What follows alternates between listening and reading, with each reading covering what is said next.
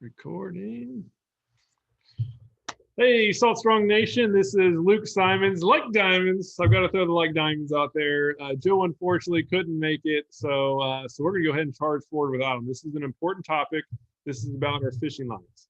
So our fishing lines, I would say that's one thing that gets overlooked. A lot of people just get put a lot of focus on the rods, a lot of focus on the reels, a lot of focus on their lures, and then lines. Okay, like whatever's left on the rack, I'll go get. And so we're going to be talking specifically about line color.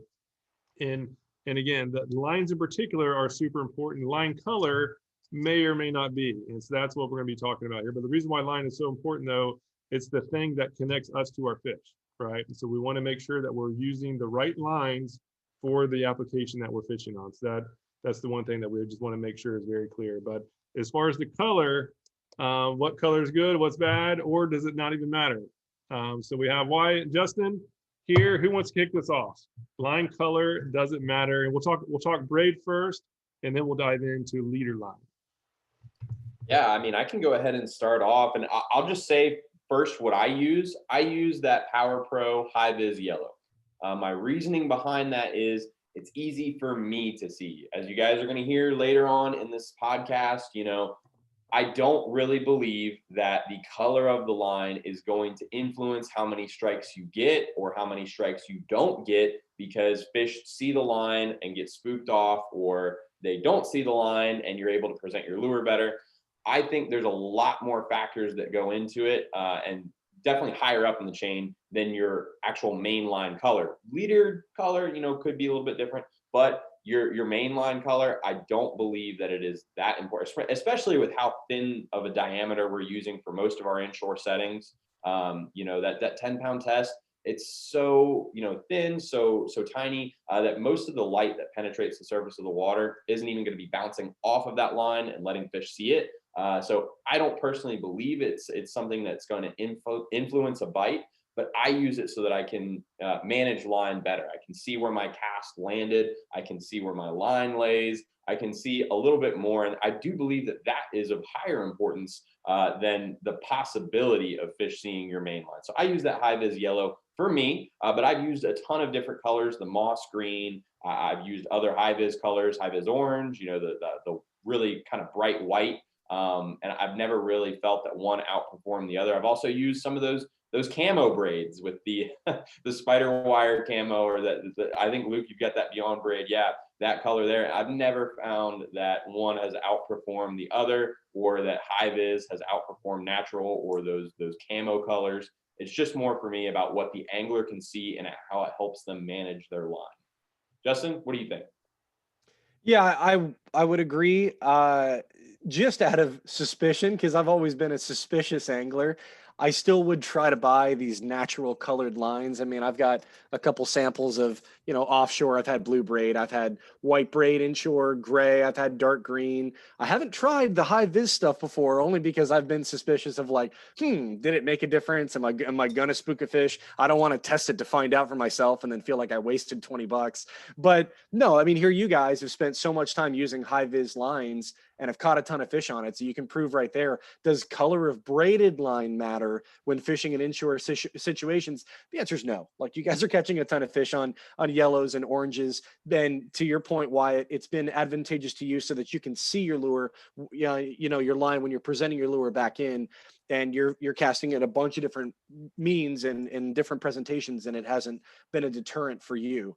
For me in fishing tournaments, I don't think that it would have mattered whether I had, a nuclear chicken, yellow, pink, orange hybrid line. If I cast that line over a redfish's back, it doesn't matter. They're probably going to spook. And it's not because of the color. I'm not in that instance saying, should I have had a different colored braid? I'm asking myself, should I have just presented, casting that lure differently so that I didn't spook that fish? I think that's what people are asking and wanting to know is the color of the line going to spook fish? Are they going to see that color and be turned off because they can see that color better? They can see a pink or a yellow or an orange better than they can see a moss green that's supposed to blend in with the grass flats, or white or gray in murky tannic situations. And really, I to cut to the point, guys, I think we can agree the answer is No, I don't think the color of the braid is going to matter much at all in terms of performance. It's going to matter, what type of braid you're using, what pound test. Is it a 4 carrier? Is it an 8 carrier? But color is not the consideration. If you choose color, to your guys' point, yellow might be an indicator for you when you're presenting your lure. But other than that, pick color because you like it. Just because I'm a matchy guy. I like having colors to match with my rods and my reels. I know there's people out there that have to say, "Ooh, I kind of like the way that gray braid looks with metallic." I do it all the time, but I don't choose it in terms of performance. You're one of those people. I see. You're one of those. I am 100% one of those people. Yeah, and so I was like Justin, where I was only using when I first started using braid, and for like 5+ years, even through tournament fishing, it was always green line for inshore. I was trained to believe green line for inshore. Don't ever even doubt it. Just use it. And then when we started Salt Strong, I wanted my line to stand out in videos a little bit better, so I switched over from the green to the high vis yellow that Wyatt was talking about. And I did not see, I was blown away that I saw no difference in strikes. Like literally the first time I used it, I was fishing with Joe. We actually had one of our members, we used to host these online tournaments. It was Chris Olt, won a Yeti cooler. And I remember it was because it was very nerve-wracking day. It was our first time, like after launching these online courses in the club, that now we're taking a member out and like you have to like put up or shut up, right? Like you can't go out there and get skunked and look like chumps. And so I was out of my green line, and I all I had was yellow because I was planning on it for the filming. And so I was like nervous. I was like, man, we've never fished this area before. A cold front just came in. It was the biggest cold front, the first big cold front of the year. And I was really was nervous. And I ended up out fishing everybody with the yellow line, and everybody else was using green. And then I'd go back and forth. And I mean, I really couldn't tell a difference. And so what I've learned, I'll caveat this with, I have not yet done a test without using leader line. So we're talking about the braid of the line. And now before the lure though, is going to be, a 12 to 36 inch span of leader for most of us. Maybe the color is a factor if it's directly to the lure. I don't know. I at least haven't ruled that out. But for using leader, I think we can conclusively say that color doesn't really matter, right? Because I've used a lot of different ones. White, I haven't used the pink yet, more because I didn't really want to have pink line on my reel. But I've used a lot of them and really can't tell the difference. I've actually switched off of yellow though, to more of the natural colors. Not so much for me because my dog Otis, he when he was young, he'd jump in the water and like he would go swim after the last splash, and then by the time he got there, the fish was over there. So it's kind of funny. He never got tangled up in my line. Then he started realizing, hey, I'll just follow that line and that'll lead me to the fish that I want to catch. And so I've actually gone away from yellow just because Otis can't see it as good. So that's really the only reason why I'm not using yellow very much. It makes a big deal. Otherwise, like yellow is hard to beat.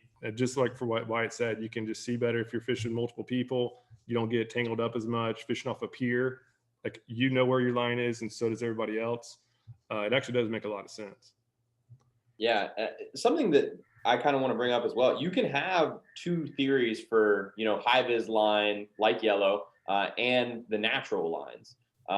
You could say that it's better to use the natural line because you're fishing around grass or what have you. But I could also make the point of predators like snook and trout, where their eyes are positioned on the top of their head, they're constantly looking up.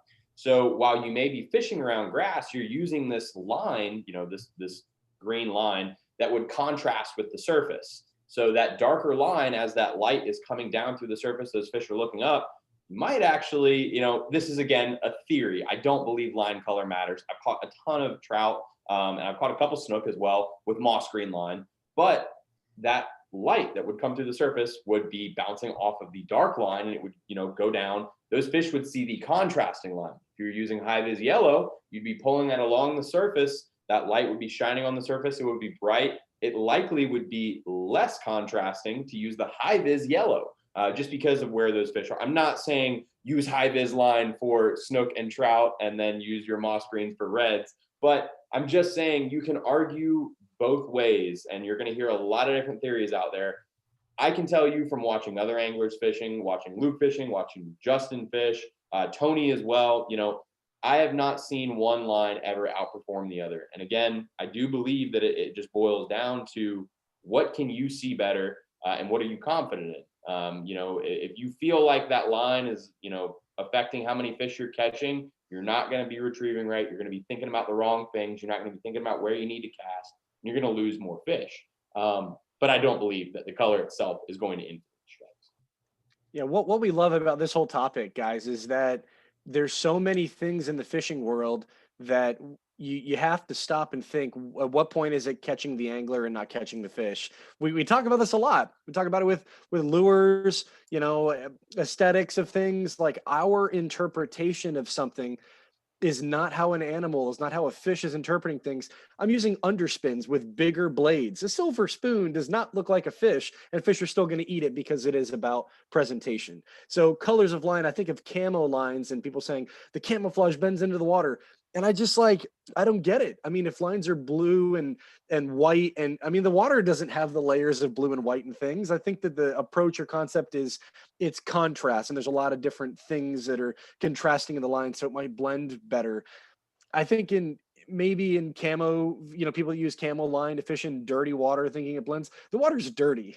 Like, if the water's dirty, you can use any color of line. I don't think that the fish are going to see it. If the water's dirty, they're using other senses to be able to hunt what they're trying to eat. They're keying in on vibration and smell and movement through the water and profile size. They're probably only seeing the silhouette of the lure. And Luke's hit it on the head. Like, your leader is the part that's in the water that the fish, if they're, depth, if they're depth perception is oriented to a couple of feet, they're really only going to see that clear leader, even if it has a tinge of a different color. And then they're going to focus in on that lure that's moving, because in that moment, that's what they're looking at and deciding, do I want to eat that or not? And it's for other reasons. So the whole line color thing and realistic lures and all the things that catch fishermen are just interesting. And I hope that, this will help clarify that the really color doesn't matter. It's applicable for the fisherman.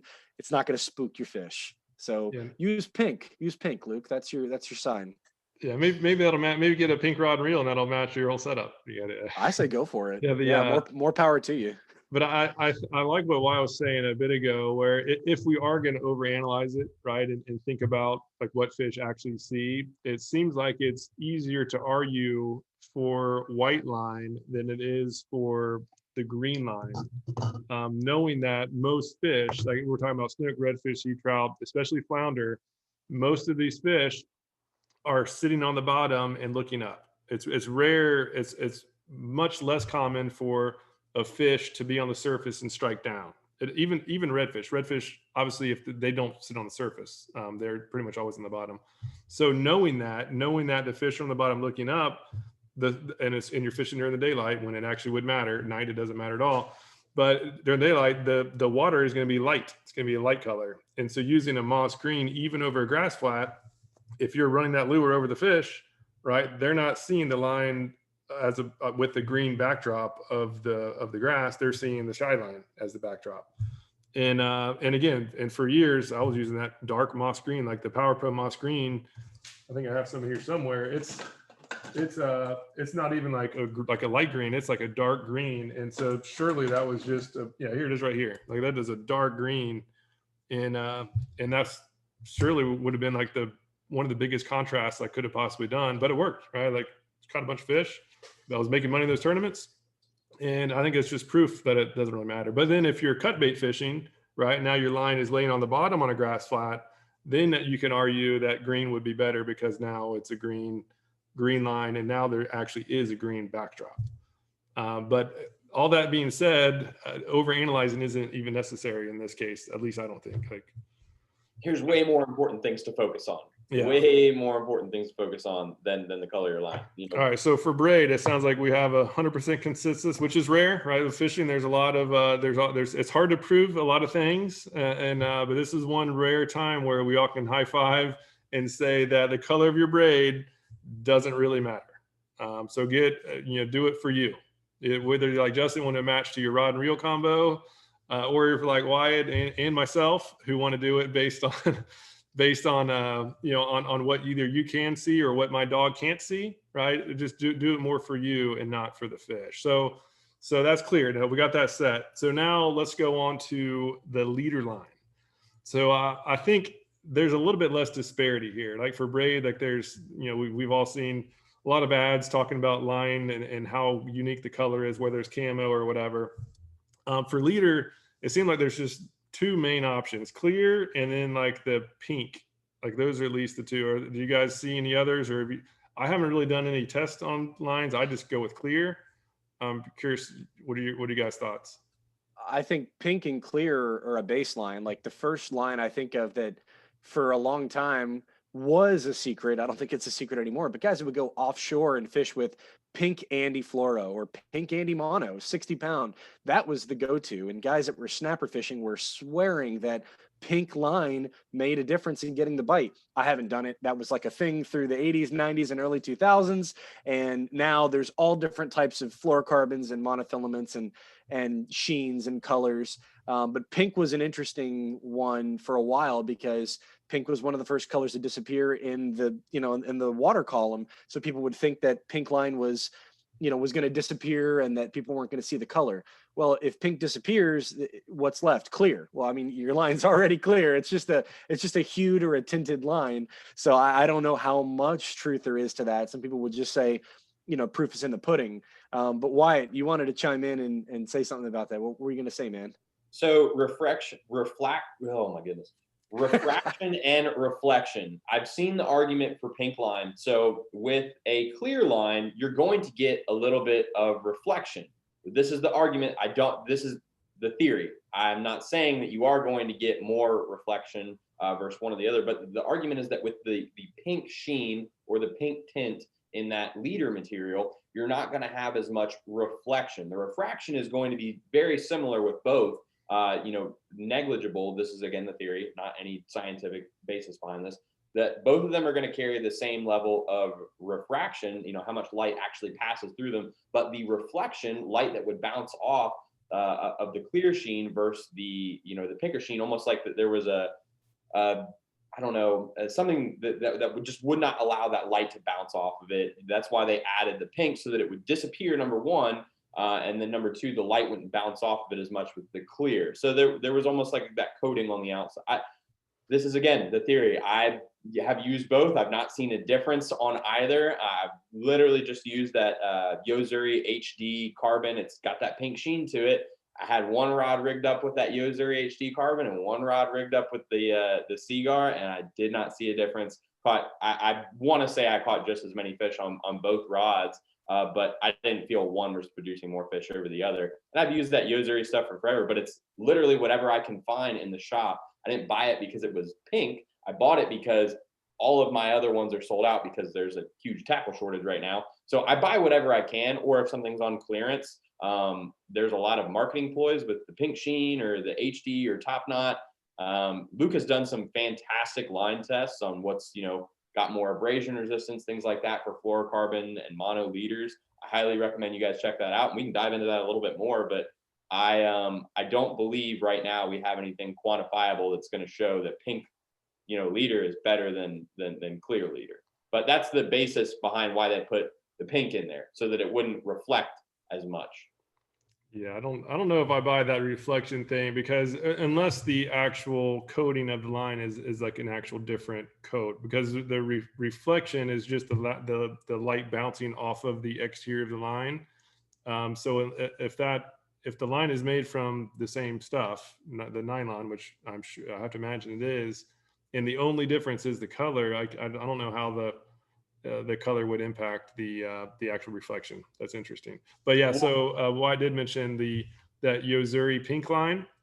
That is one I have tested. I haven't tested as far as clarity underwater, but I did do an abrasion test, and it did not do so hot. So I would say if you're looking for lines, and in particular fluoros, that one underperformed the other fluoros that I was testing. Like Seagar Blue Label crushed it, but then the normal Andy Mono even beat that. So that was the one disparity that I saw with the pink label.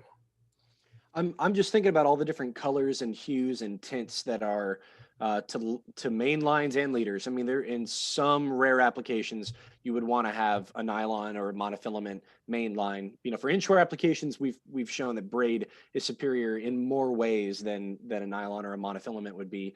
But man, I'm thinking about all the different colored hues of leaders. We've got clear, we've got pink, and Yozuri Top Knot now has like a goldish tint to it, and I've never seen that before. I think I've even seen there was a period in time where Seagar Blue Label, the line wasn't nearly as clear. It was almost smoky. It almost had like a opaque look through it. For a period of time, there was fluorocarbon leader that looked a little cloudy. And I don't know if it was intentional, if it was the way that they extruded that particular batch.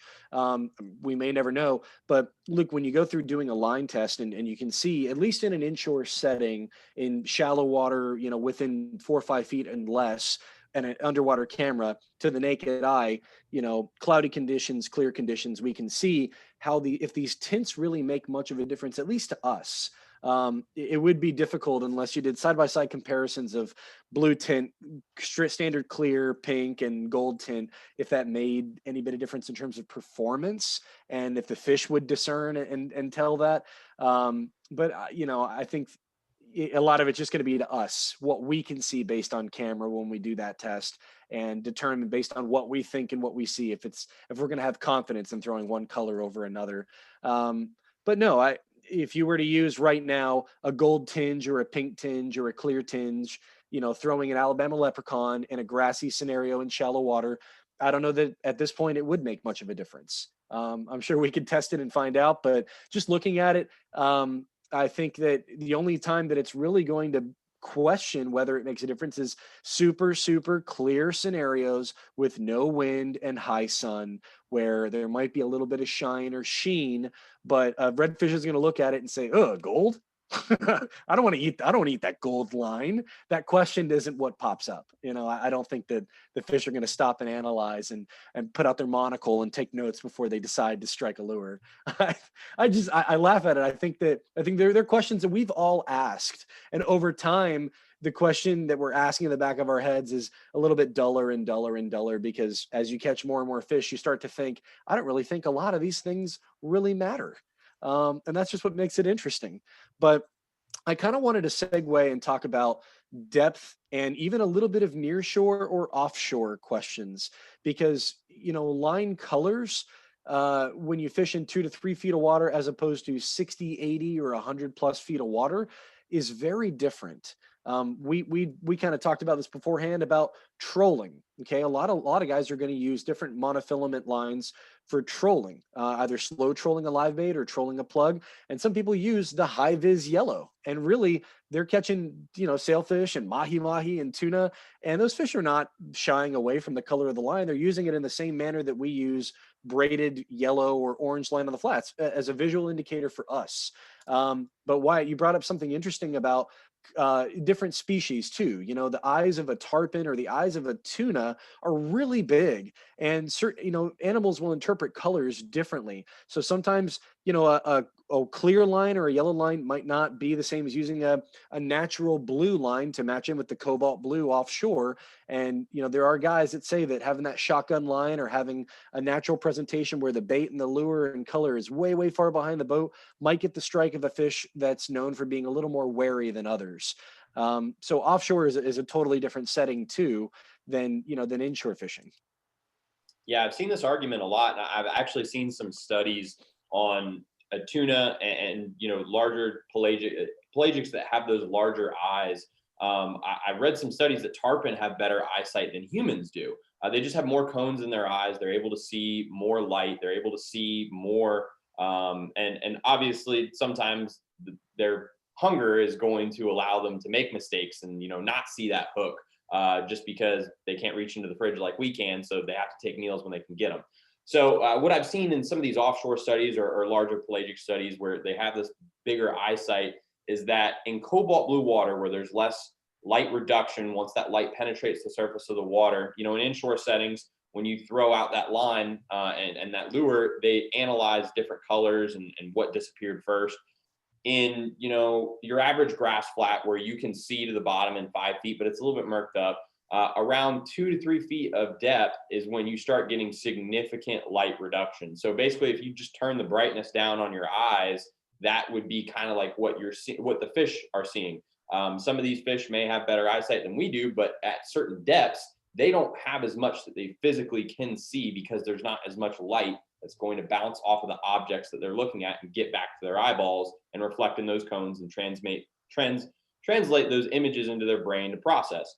So in that really clear offshore water, there is like zero light reduction. It's much different than inshore settings. So this discussion that we're having right now could be a little bit different offshore because that stuff is amplified times 100. You see in that cobalt blue water, you can see down with the exact same level of clarity, sometimes like 100 feet. That light reduction, you can see these charts. I forget exactly who did the study. It was some Sea Grant study, but that light reduction offshore is much less than it is inshore, and that is going to change what colors disappear at what depths. So I could see why there is an argument for blue lines or for clear lines or that pink fluorocarbon offshore because there is much less light reduction, much more likely that fish with even better eyesight than us, they have more that they can see with, that they would pick up on things like that. And so it comes down to the science of understanding what fish you're targeting. And also,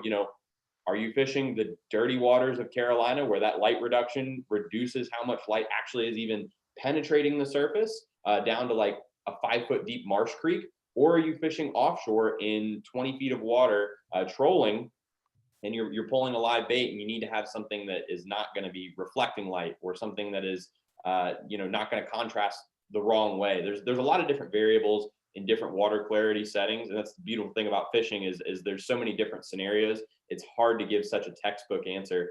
But Justin, you probably have the most offshore experience out of all of us. I mean, you just picked up a pretty nice sailfish in your kayak recently. What were you using when you caught that sailfish in terms of, braid color or the leader that you were using? Or have you seen any trends offshore that are different than inshore?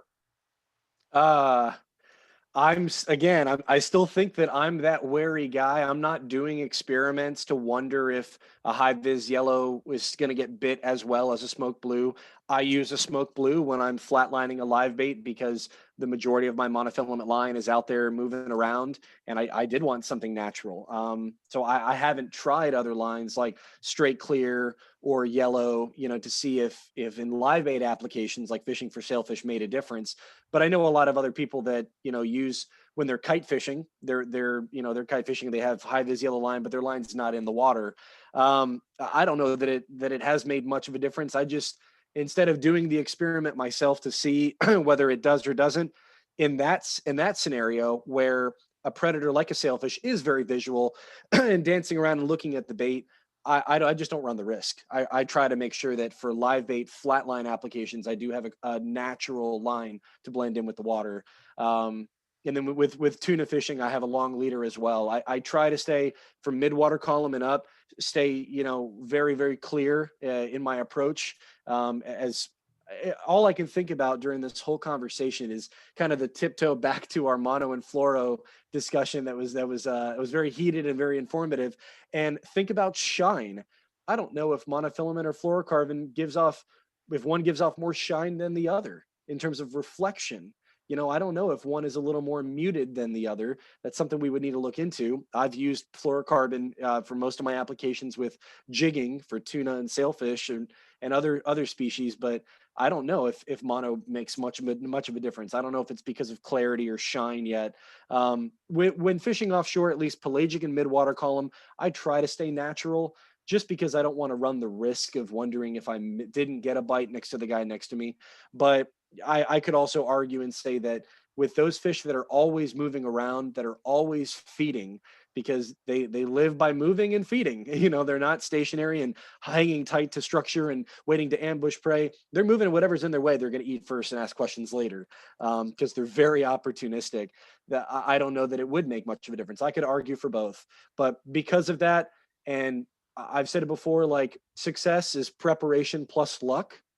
And since only one of those is within your control, I tend to over prepare and overthink about things that I don't want to wonder whether it made the difference or not afterwards. I want to try to treat every day that I fish as an opportunity to be successful. So if in those scenarios I go clear, the one that's going to be interesting is bottom fishing, because when you're around snapper and grouper, and if there's a little bit of underswell or undertow and that sediment in the sand kicks up, I don't know that it would make much of a difference either. I'm sure you could probably get away with a tinge on leader. They're only seeing the last 20 feet of leader anyways. They're keying in on that bait on the bottom. They're not looking up the braid or the main line and being like, uh-oh, I don't like gold. I don't want to eat that. And they're not going to turn away. So that's my thoughts about offshore, just kind of flit together.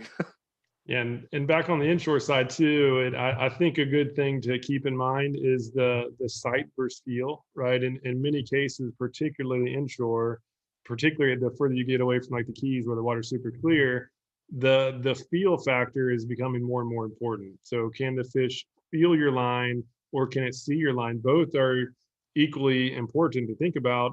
And then as the water gets less clear, the feel part is even more important than the sight, I would argue. So if you're fishing areas with murky water or just water that's flat, not clear, very, very important to think about the line diameter. So that's why the test we've been doing has been equalizing the diameter to try to get the strongest line per square millimeter. Whereas it's not about just like a rated pound test. I was pretty surprising to see that a 20-pound line of one brand can be in many cases a lot thinner than a 20-pound line in a different brand, and the fish feel that. The fish can feel the line moving through the water, so it's super important. I mentioned before that the line gets overlooked in many cases. I've gone out where I've had a lot of people that hop on the boat. We're targeting like trout and redfish. They've got a 40-pound leader on, and so I immediately know they're not going to catch many fish. That's just too thick. And whether the fish can see it, maybe they can definitely feel it. And I have not seen a single situation where the person with 40-pound line gets as many strikes as the 20-pound line. And if you're targeting redfish and trout and flounder, 20-pound line is more than enough. The only time I go above 20 is when I'm going after snook or if I'm going after bigger reds in like passes, inlets, or dock fishing, when I'm likely going to get wrapped around some sort of structure. So the line diameter, I think, is something that I would argue for those of us who aren't fishing like down in the Florida Keys, I would actually argue is more important than the line color, just knowing how the fish feel. There's a book I read, I can't remember the author, I forget it, but it was What Fish See. And there was a test that somebody did. They did it on bass, but I'm sure the same applies to other fish. But they literally blinded a bass, put it in a tank, and then put some shiners and stuff in there. So the fish could not see anything, and it was still able to track down and eat shiners, just 100% feel. And so that's even like in North Carolina, Wyatt, you were talking earlier about how quickly the light basically goes down to zero or next to zero. Those fish aren't looking around down there; they're feeling around. And so even in murky water, a lot of people putting on like 80-pound test when you don't need to, and that's going to significantly decrease the amount of strikes you get. 100%. Yeah, I mean, I'm immediately thinking inside Tampa Bay, there's guys that are getting gag grouper on 20-pound leader, and the guys that are using 40 are not getting bit. You talk about downsizing to get the bite. Feel is a big part of that. I'm sure if we could rule out fish, not being wary by color and tinge of lines, then it's a very valid point that the diameter and the feel of that line is they're going to pick up on a thicker line than they will on a thinner line that's not moving as much through the water from a vibration standpoint. I guess that's a really good point. Yeah, I completely agree. I mean, the lateral line of a fish, that's how they pick up on what's moving through the water around them, whether that's bait, larger predators, things like that. The more you increase the diameter of that line, the more likely it is that fish is going to feel the 15 feet of line you've now got in front of it as you're sight casting at it. Can't tell you how many times I've been fishing near a red, and this is why we use light tackle. Why we use as light of lines as possible when we're sight fishing, or just inshore applications in general. If you make a twitch, with a heavy line in front of a redfish that's tailing, it's going to feel that 15 feet and it's going to freak out. Now, using lighter lines, you make that twitch with that jerk shad, you have much less of a chance of spooking off fish. Those lateral lines are super sensitive. I would say I have personally seen in the Carolinas where fish definitely are feeding way more off of feel than they are off of sight. I have seen a difference in catching trout just from 20 to 15 pound test leader. And I'm using a pretty good length of leader, but when it's in front of that fish, this is, I wouldn't say that your main line is as much of a difference. It's more about casting with having a lighter main line. But with your leader, that's what's going to be closest to the fish when it's, depending on whether it's going to strike or not. The feel of that leader, is it going to feel like there's a large, 3.5 foot predator in the area that's near that bait that it's seeing, or is it going to just pick up on the vibrations of the bait?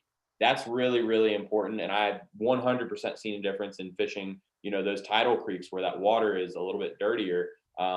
Going down from a 20 where I'm not getting a whole lot of strikes, I downsized to 15 and I'm doing, twitch pause with paddle tails.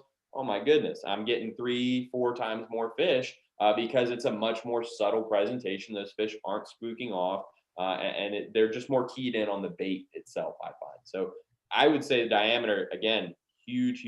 I agree with both of you guys on that one. And I do think that is something way more important to consider than the color of your line. Diameter is really, really important. Yeah, and that all kind of goes back to the benefits of lightening up. I think a mistake that all of us did, I definitely did it, and I believe I remember you guys mentioned the same thing, is that we just went overgunned, if you will, for like inshore flats fishing, where I grew up bass fishing, and so I was used to using like a 10 to 20 pound line. But then, okay, I'm going saltwater fishing. I have a chance to catch a 20-pound snook, or might even hook into a big tarpon, or 50-inch redfish.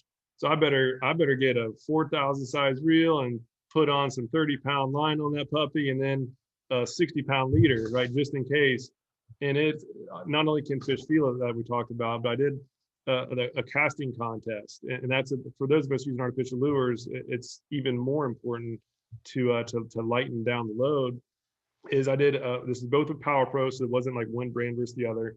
It was a 20-pound Power Pro versus a 10-pound Power Pro. And the casting performance of the 10-pound Power Pro, when I did the math, the extra distance it enabled was every 15 casts was an entire football field of extra distance covered. There's no other way. There's not many things we can control in fishing. There's not many things that'll guarantee you catch more fish than if you have every 15 casts an extra football field of strike zone.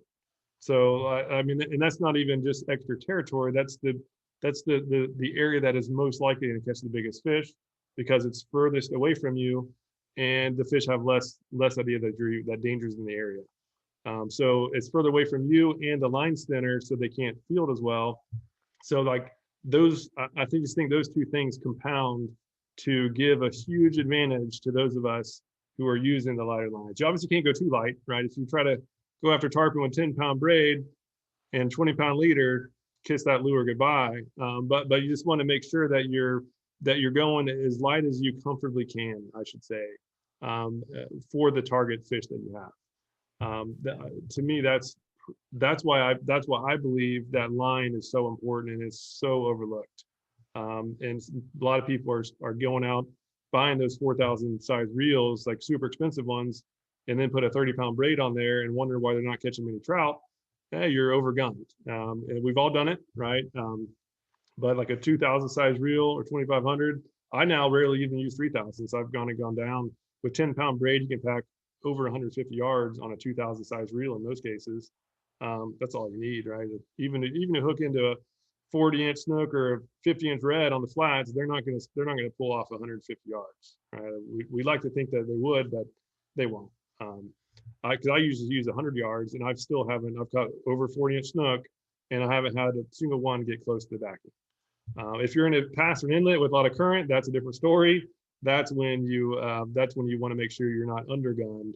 But for majority of anglers, and we see it all the time, who are having issues catching fish, it's being overgunned for inshore fishing.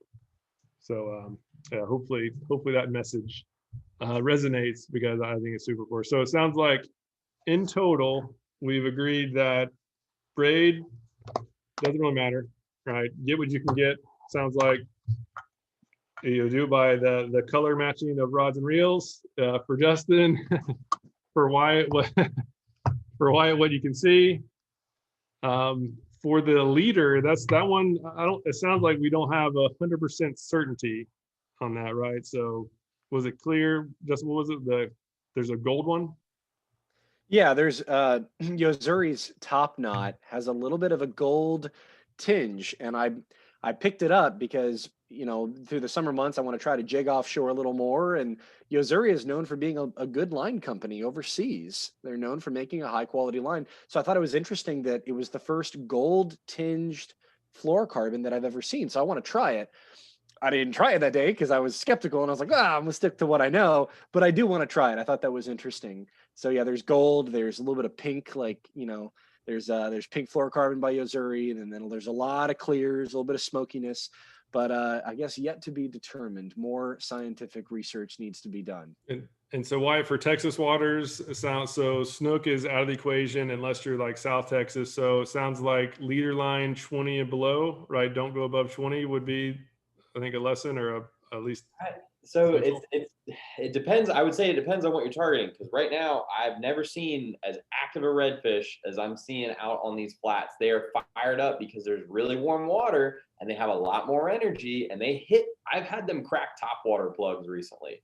They're hitting them so hard. So I feel like the only reason I'm bumping up the diameter is because I need that strength for those redfish. If I'm going specifically after trout, 20 is really all you need. But for the reds, man, right now, because the water temperatures are up, they're fired up, I'm going to 25.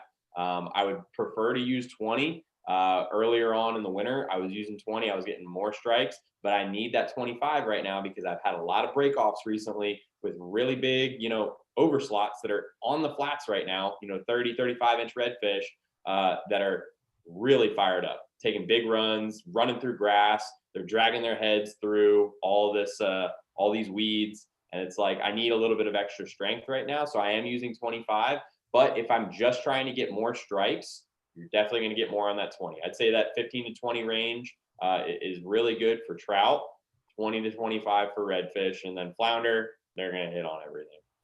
Yeah, and that's a good, yeah, that's true. Yeah, some fishes really aren't very picky, and that's an important thing too, is to have a couple rods. Like have one.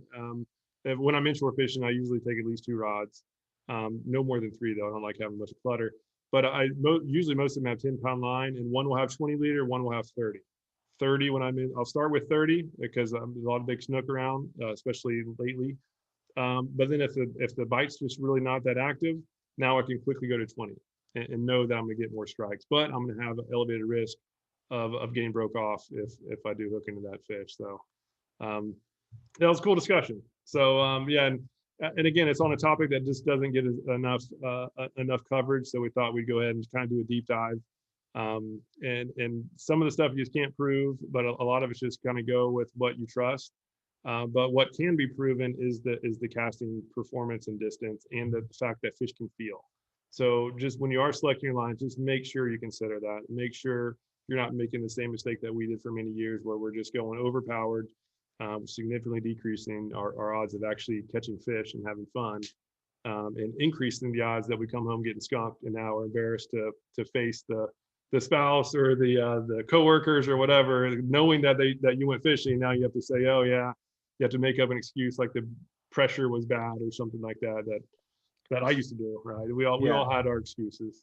You do not want your significant other telling people that you had a bad day on the water. That hurts more. That's just the reminder. Like that's what we do it for. We just make sure we come home and be like, I caught a fish.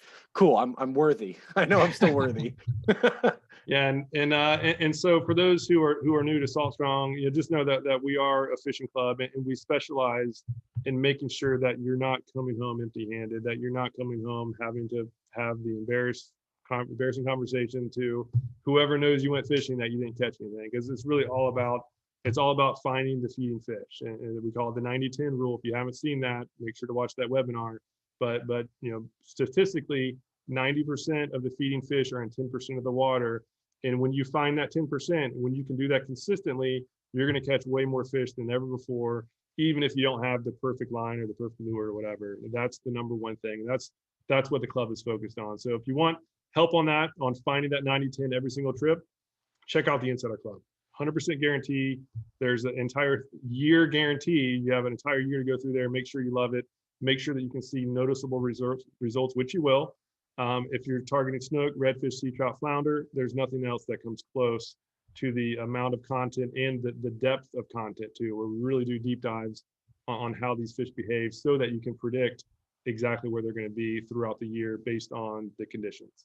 That's really what it's all about. And obviously the line and lure test, that's just kind of gravy to make sure that you're not wasting money on stuff you don't need. So so just to know what it's about, we'll put a link down below for details on that. Otherwise, thank you so much for your time with us. Without Joe on board, cracking a bunch of jokes, I think this is I think it was more information thrown around. Joe kind of ends up sidetracking us and causing distractions, taking us off topic. But I think we could even go further. We could actually do a whole separate one on what fish feel, because I think that is an important one, and that'll be some tests that I'll make sure to do on like a 4-strand braid versus an 8-strand braid. I've been doing some early testing, and it's very noticeable how much smoother the 8-strand braid is going through the rod guides. And doing the underwater testing, I can literally hear the 4-strand braid going through the guides as he's dragging the camera. So I'm wondering if that's actually causing harm with added vibrations in the water. I don't know. So that'll be something to test. But again, we're here to do the testing so you don't have to. And hopefully the answer is it doesn't matter. You can match all your gear like Justin does, just to make sure everything looks cool. But anyhow, yeah, thanks so much for your time and watching and listening to us yabber. And we'll see y'all soon.